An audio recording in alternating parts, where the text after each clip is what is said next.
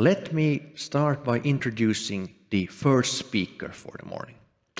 Johan Sanmark is a medical doctor and experienced health developer and leader.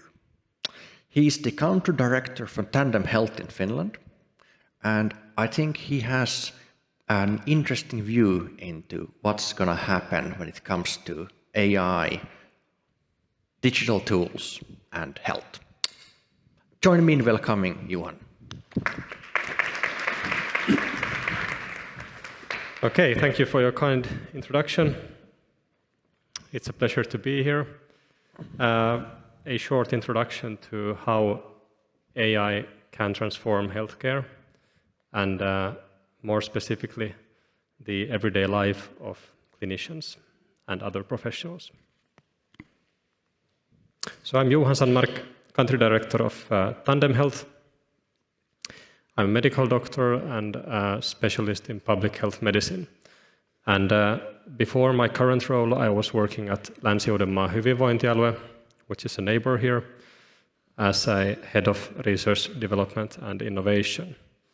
And in that role, I was leading the AI initiatives. And sorry, just a second. Hear my sound double. Okay, better.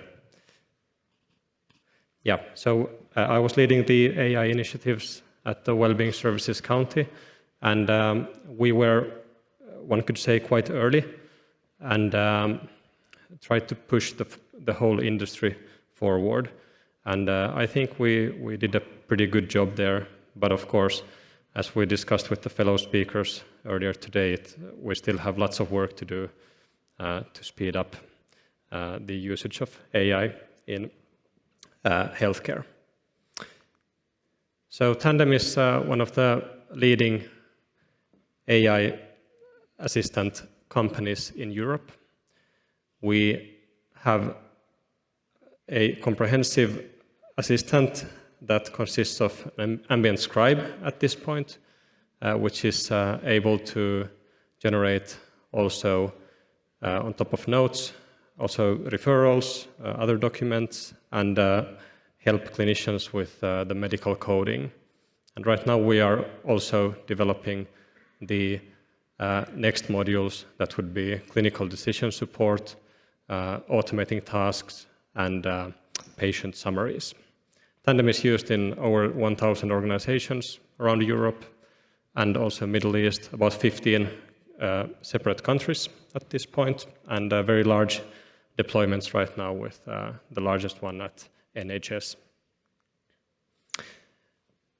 But AI in healthcare.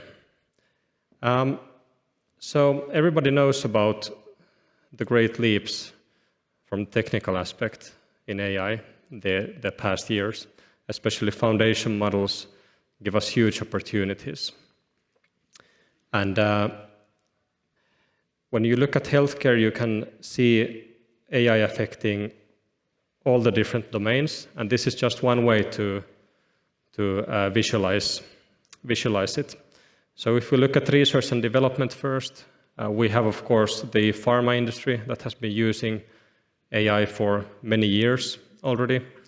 A very good public example would be Pfizer, who has stated that when they developed the COVID drug Paxlovid, they used AI to find the molecule, and they were able to reduce the time to find the molecule with up to 90%. But also for individual researchers, you have very cool tools that you can use to help you. I mean, just these normal general tools like ChatGPT, of course, for working with documents, but then you have also specific tools like, for example, Elicit, which you can use to basically automate systematic reviews. Then the next domain would be clinical decision support, and this more specifically means that AI would analyze the patient's situation and use that information against care guidelines or new research data and help the clinician do better decisions. tailored to the specific patient's needs. Preventive care is a very important topic, and I think Petja has good viewpoints on that. So this means that when you use AI to go through vast amounts of data for one patient or a whole population, you are able to predict very interesting things from that data. So a good example is a hospital called NYU Langone in the United States, who built their own large language model that they trained with, I think it was about 7 million medical notes.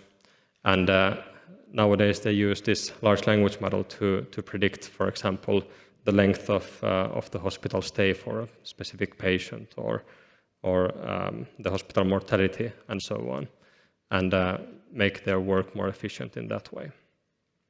Streamlining communication would mean, in its simplest form, that you have an LLM helping you draft notes, for example, draft answers to in-basket messages, which is something that can be quite a burden when we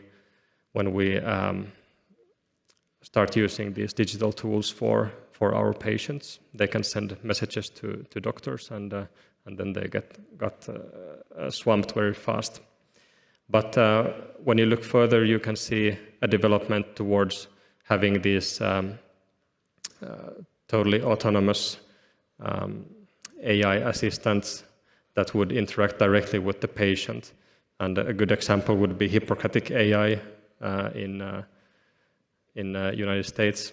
It's a very fast-growing startup that has built their own virtual nurses that actually, at this point, take care of these follow-up phone calls with patients, for example, after surgeries.